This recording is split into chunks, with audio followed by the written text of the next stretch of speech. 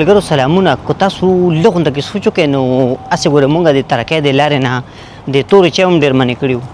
دا چای نه دی چای که توره چای او که شنه چای دې مونږ د ترکۍ د لارې په منځ کې د دیوال دی دا چای زمونږ دپاره. ځکه تاسو سوچ وکئ که نه بله ورځ اوس دا لنټر جوړ شوی دی غوږ کې د ښه دا د انګریزانو یو لنټر جوړ شوی دی بلې دې لنټر اچول دی دا دې چت ته پاسې دې دا لنټر اچول دی خلته دی خو دلته نه ترماس کې چای راغله نه چېرته په ترماس کې چای راغله نه پراټې راغلې او نه چې دی نو نه چېرته لډوان مډوان راغلل. خیال دی د دې سلام چای اوس کوئ دا وګوره زما لکه هر وخت خوله کې زمونږ چای ده یعنې دا د ترکۍ لارې نه زما لکه ویډیو کوله زه ویډیو نه چا منې کړم د چای والا لکه دې سړي دا په لاره تېر شو ملګری مې و ما ورته چای وڅښه حالانکې بلکې او چنانچې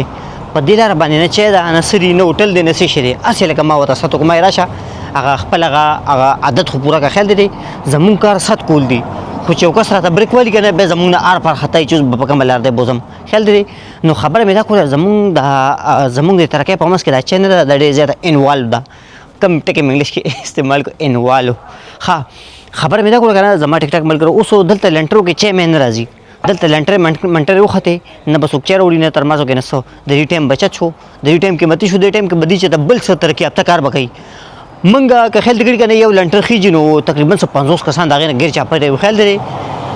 ترماس هم ډک کړي هر چا چایونه میونه راخطا کړي. خیال دی هغه خپله چای ګورې مونږ کوم د ښه د بل د کور چای مونږ له ډېره مزه راکوي. تاسو وکړئ تجربه تاسو چې کوم ځای ته هم چای وړئ که نه تاسو له خپل د کور ته چای مزه نه راکوي.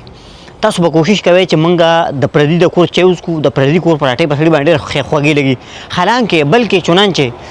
زمونږ چې کوم هغه چای راوړي که نه مونږ چې کومه چای راوړي او مونږ چې کومې پراټې راوړي یا به نورو خلکو به ډېرې خوښې یا به وایي چېرې تاسو ډېر ښکلې پخ کړي دي مونږ به ورته وایو نه منه ستاسو د کور پراټې ډېرې ښکلې دي پوه شوئ زمونږ د کور خو دومره ښکلې نه دي چې مالګه لږه کمه ده کله به څه وایو کله به څه وایو. خیال دی نو بحث اوږد شو. خیال دی لکه په دې یو لنټر مونږ نه څومره وار پر خطا کړو د یو لنټر لکه مونږ نه څومره وار پر خطا کړو. خیال دی نو دې د وجې لکه ښه خبره هم ده د اتفاق هم یو ذریعه ده ښه دا چای راوړلو دې سره اتفاق هم زیاتېږي خو زمونږ خو اتفاق زیات نه شو. مونږ ډېر ښکلې خبرې کوي مونږ د خبرو ډېر تکړه یو مونږ وایو دا چای سړي کې اتفاق راولي. خیال دی دا مینه محبت راولي کم دی مونږ یې راوسته نه ټول نه زیاتې جګړې مونږ کوو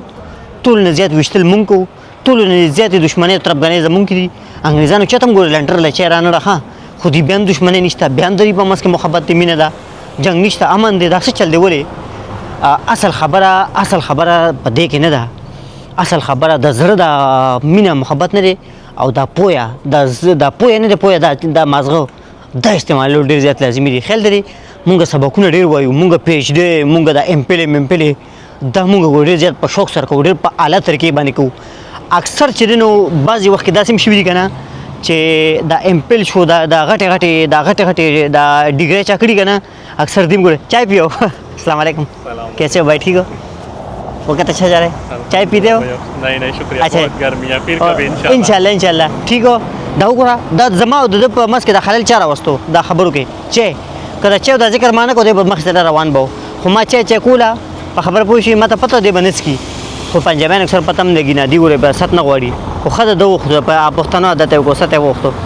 خبره مې دا کړې زما ټیک ټاک ملګرو که نه لکه هر ځای کې چای ده سلامونه قبول کړئ ماړه ګرمي ده.